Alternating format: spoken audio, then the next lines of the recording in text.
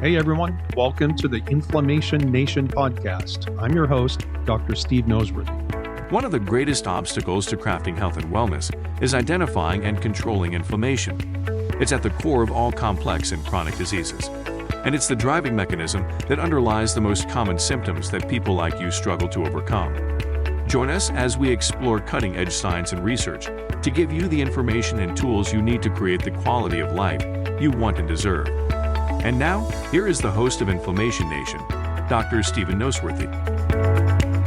Hey guys, welcome back to the podcast. It's nice to be back behind the microphone and talking to all of you guys again. Today's episode it's going to serve as an introduction to a multi-part interview series that I'm currently doing with world-renowned brain development specialists, Drs. Rob Melillo and Peter Skier. And I originally recorded the first two parts of the interview for my other podcast, The Funk Bed Nation, and that's the one that's designed for healthcare practitioners. But the content of the discussion, while a little bit deeper on the science side, is so valuable that I decided to air it here on the Inflammation Nation as well. But before I do that, I wanted to do at least one, probably two introduction episodes, which I guess could stand alone. But those two episodes are going to lay some groundwork so that you don't get lost. Because honestly, the three of us start to geek out on brain function and functional neurology right from the jump, right?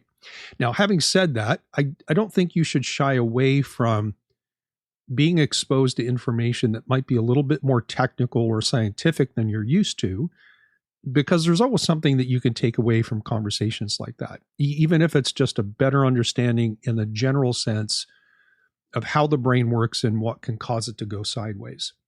So to that end, I want to introduce you to what I call the better brain equation. I may have talked about this a year or two ago in one of the other episodes, but the better brain equation essentially says that you can take any brain and make it better by doing one or both of two things. And the first thing is to optimize the biochemical environment in which the brain lives and works. And honestly, a lot of the content that I talk about here on the Inflammation Nation is geared towards that, whether that is controlling inflammation or stabilizing blood sugar or dealing with stress and adrenal dysfunction or gut health and so on. So the first part of the better brain equation is optimized biochemistry. The second part of the equation is to stimulate the brain, to cause it to adapt and create what is called plasticity. And I'm sure you've heard of that, but basically plasticity in a nutshell, because it's much more complicated than this. Plasticity is how the brain actually changes structurally and functionally to improve efficiency of function. For example, it's how you learn to ride a bike or play the violin.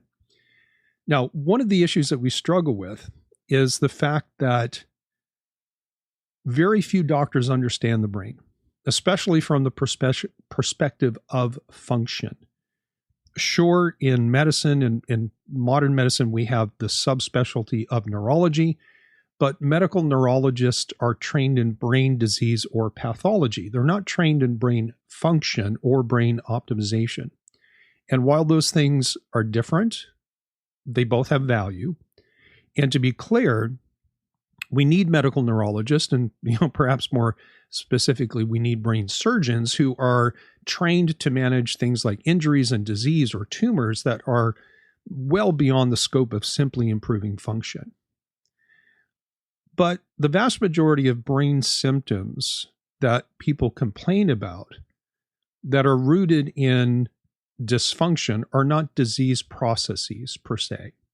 And those things are depression, anxiety, maybe OCD, certainly poor focus and concentration, bad short-term memory, and the ever-present brain fog that people hear and people talk about all the time. And more than likely, some of you listening have had things like head injuries in the past. Some of you may have been labeled as attention deficit or ADHD as kids, and probably have grown out of it. But some of you who were in that category might still have remnants of some of those early problems that are still present today.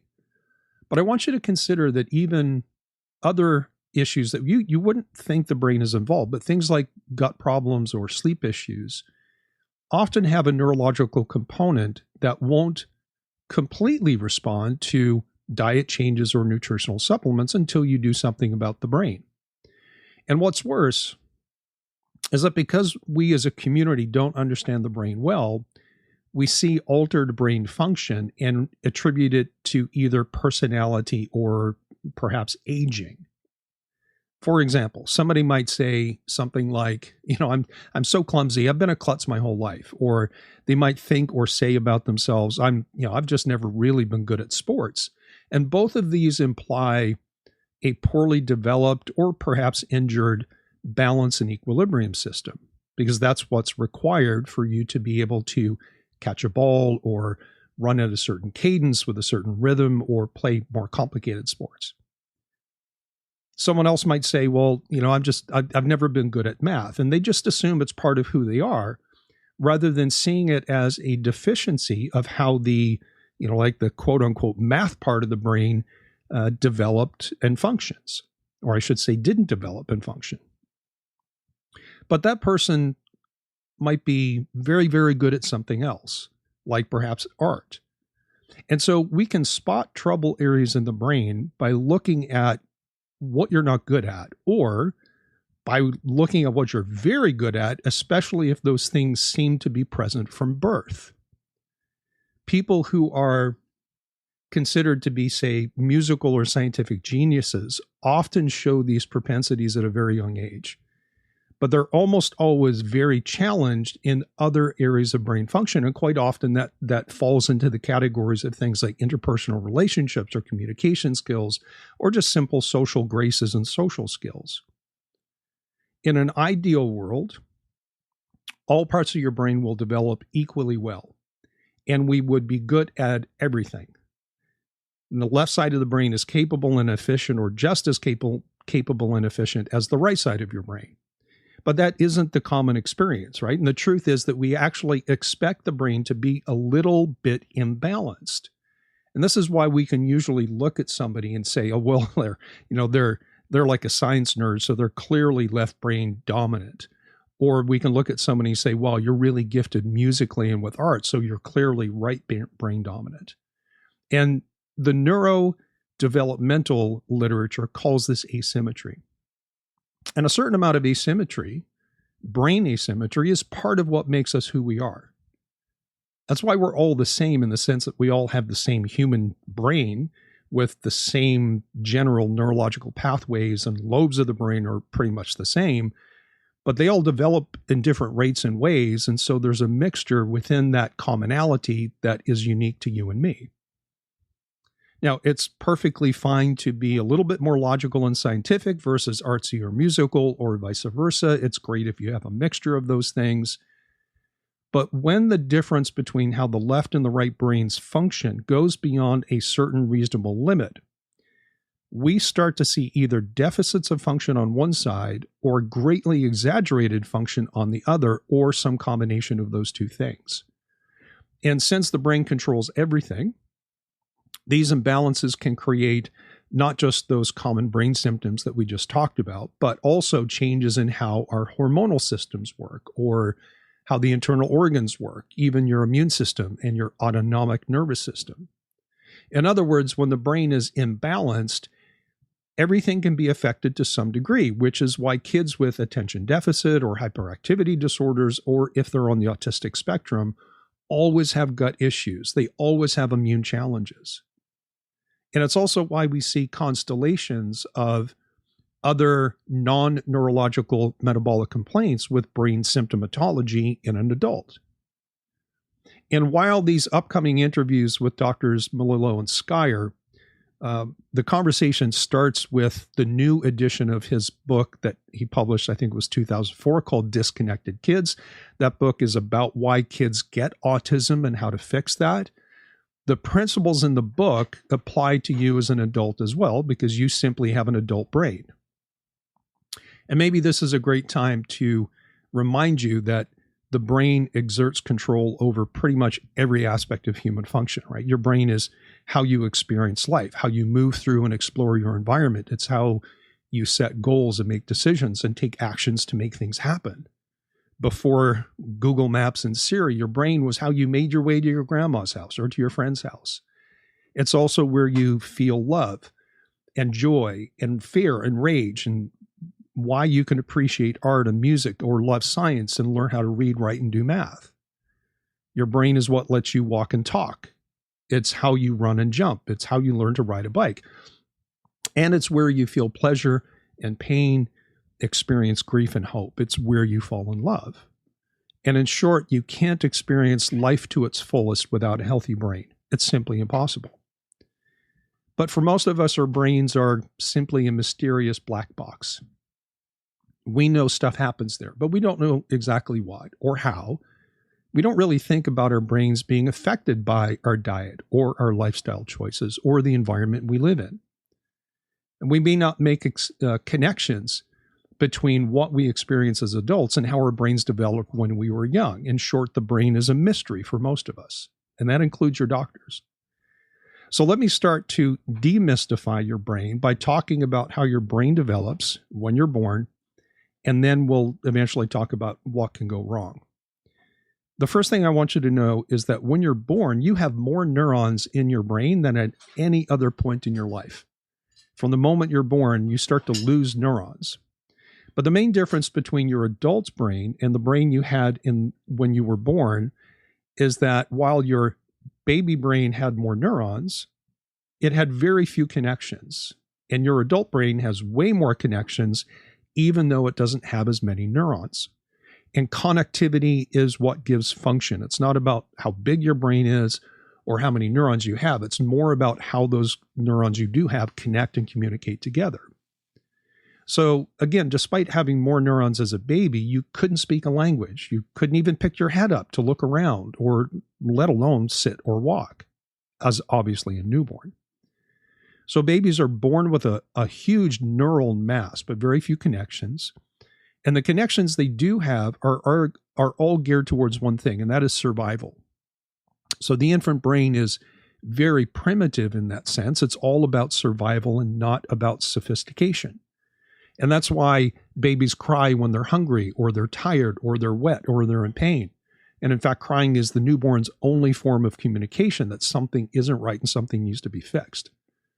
Now, if you have children, or if you've been around newborns, you will know that they are capable of movement, but their little arms and legs flail about just in a very random, almost spastic manner. And that's because they come into this world with a primitive motor cortex, that's what controls muscles, which creates these spontaneous muscle contractions that are unrefined. They're random. They're very uncoordinated. But as the weeks and the months go by, you see these movements becoming less random. They become more coordinated and more purposeful. And it's always a moment of great joy for a parent when their baby grabs a raisin for the first time and pops it into their mouth. So as these newborn babies flail around, all that movement is actually used to help the brain develop. In fact, you can't move a joint, contract, or stretch a muscle without a sensory signal coming from and going to the brain.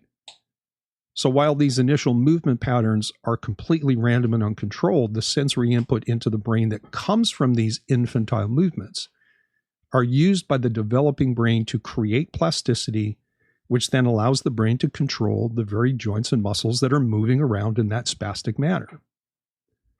And again, you might have noticed, pretty much without exception, that control of the motor system precedes all other functions.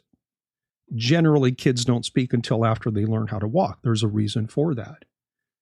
And of course, they don't, or they shouldn't, walk before they crawl. And they can't crawl before they learn to sit up. And they can't sit up until they can roll from their back to their stomach. And because all of this happens, or I should say before all of this happens, the very first thing that you as a baby learn to control is your eyes. Newborn babies can't focus their eyes and can't control and coordinate eye movement, certainly with head position, until they're a few months old. But the progression happens early, and it happens like this. First, comes the ability for the baby to fix their eyes on a target of interest, and that might be their mother's face. But in the beginning, that's very transient. They can't focus for very long before their eyes are roving off to look at something else. But over time, they can fixate for longer and longer. So the more they practice fixating for short periods of time, the longer that period becomes and the more control they have over being able to stare and look at one thing. As they gain control over their eyeballs, they then start to coordinate their eye position and movements with the muscles in their neck so that they can turn their head or lift it up to look at something that interests them. But of course, their tiny little neck muscles are not very strong, so their head kind of comically bobs up and down until weeks later they can pick up their head, and then they can turn their head and their eyes towards things they see and sounds that they hear, things that catch their attention, in a coordinated pattern of movement that yokes or connects their eyes and their head together. We'll be back after a quick break. Hey guys, thanks for listening and being a loyal subscriber. Wanted to let you know about several important resources that you have available to you as listeners to the Inflammation Nation podcast. The first is my lab shop. The link is in the episode description, and this is a place where you can get access to the very same tests that I use in my clinical practice with all of my personal coaching clients. You don't need a prescription, and the system is set up so that my listeners can access quality labs at direct-to-lab pricing. The second resource is a list of learning courses that I offer for very reasonable prices through my main website. I have courses on gut health, detox, and several that are related to thyroid and Hashimoto's. If you're a true do-it-yourselfer, you need to check these out. They're consumer-friendly versions of the topics that I teach to doctors in my doctor-only functional medicine seminars. The link to the course list is also in the description. And finally, the third resource is me. Even though I'm involved in many different projects, I'm still accepting new clients. Having said that, I do limit the number of people I take on as clients every month so that I can give everyone the level of personal attention that they deserve. So if you have a health issue that you haven't been able to solve on your own or with your current provider team, you can use the link in the episode description or the contact form on my website to email me directly and let me know that you want to schedule an appointment.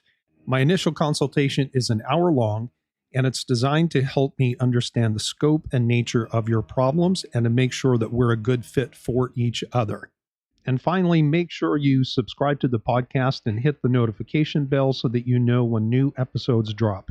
Thanks for being a loyal listener, and now back to the podcast.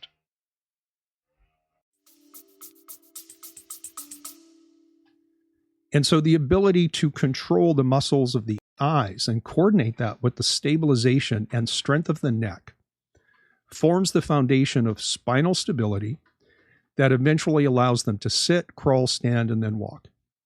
And all of that sets the foundation for higher brain functions like the acquisition of language and the development of social skills, awareness of their selves. Now, when you get to the interviews with Drs. Melillo and Skier, we will at some point during that interview be talking about something called primitive reflexes. And this is not something many people know about, so let me explain those briefly. Primitive reflexes are automatic movements that support the birthing process and that set the stage for early development of the brain after birth. And some of these primitive reflexes are present in utero, and they help the baby position itself so that the baby can do his or her part of going through the birth canal during the birthing process. But once the baby's born, the newborn has other primitive reflexes that, for example, will help it latch onto a breast to feed or to respond to different stimuli that comes from touch or sound or movement. And these primitive reflexes, again, happen automatically. That's what a reflex is. It's an automatic response to some kind of a stimulus. And as these reflexes activate, they essentially feed brain development. Remember that when you move your body or send some kind of a sensory input into it, say through light or sound, you feed your brain. And as you feed the brain by increasing these sensory inputs into it, whether that is movement or light or sound or touch or pressure or temperature changes and more, the brain responds by increasing its activation, which helps it develop and become more stable and more capable. Now, these primitive reflexes are designed to be present only until the brain develops past a certain point, and then those reflexes should go away. And this is where the brain starts to shift away from its only interest is survival to now sophistication. And so these reflexes go away as the brain develops. It gains the capacity to inhibit those survival-based reflexes. And that's why most of us as adults, like we don't cry when we get hungry. We don't cry if we get wet, for example. We might complain a little bit, but we don't cry like a baby does. But what happens when the baby, or as the baby grows, what happens when the brain doesn't develop the ability to inhibit these more primitive reflexes? And we call those retained primitive reflexes, and they can affect how the brain develops and matures over the next several years. And listen, this is not some theoretical junk made up by fringe doctors. 50 years ago or so, pediatricians routinely examined growing infants for these primitive reflexes to make sure that kids were hitting their developmental milestones. But over time, the focus in pediatrics shifted away from healthy development, and by that I mean healthy neurological development, to making sure kids stick to their vaccine schedules and taking care of recurrent ear infections.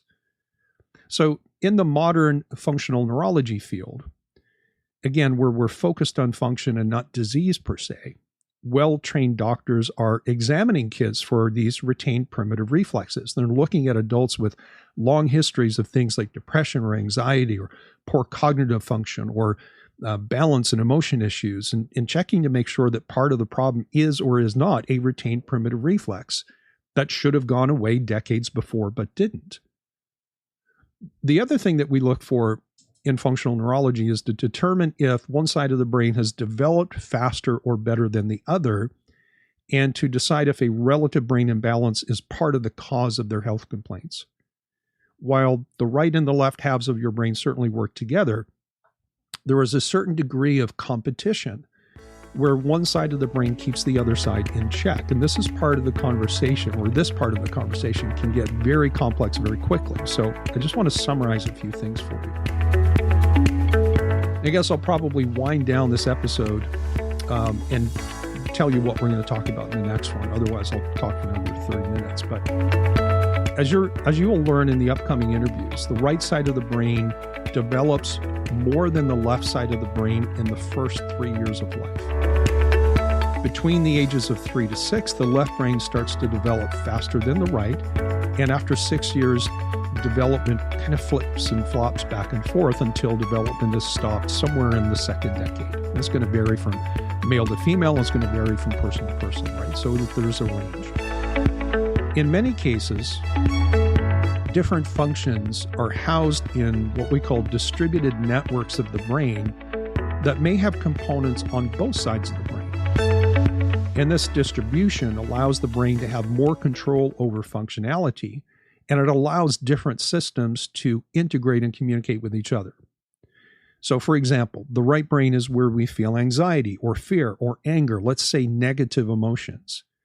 Whereas the left side of the brain is where we have positivity. And it's this balance between positive and negative emotions on both sides that allow us to control our emotionality so that we can be happy and positive when we need to, or we can be fearful or anxious if the situation calls for it. And thus we stay even-keeled emotionally. And our emotional output and outlook is dependent on the circumstance that we're in. If there is a developmental issue or perhaps an injury, say to the left side of the brain, and we lose that positivity, people tend to get very emotional, and they can have episodes of anxiety. They can have outright panic attacks, or they can become very fearful or angry or have spontaneous crying spells. And part of helping people like this is to help them increase the activity of the left brain to balance out and help control the emotional side, which is on the right side. So the bottom line is this. Sometimes the root cause of developmentally challenged kids is in retained primitive reflexes and an atypical development process that creates imbalances in right and left brain function. And sometimes these developmental issues extend into adulthood. and if not directly causative, can certainly be an obstacle to improvement in adults with brain-based complaints, especially if they've had those complaints for a very long time. It's a different situation if a 45-year-old all of a sudden becomes anxious. I would look at that perhaps differently than somebody who is 45 years old who says, I don't remember ever not being anxious, even as a child. So I want you to consider that whatever your complaints are, whatever complaints you're seeking solutions for, think about your brain. Think about how your brain might be involved. And that's more likely to be true the longer you've had brain symptoms, and especially if you know, looking back, that you had developmental delays or things that were very accelerated, or maybe you were a kid that got labeled with attention deficit or ADHD or something like that.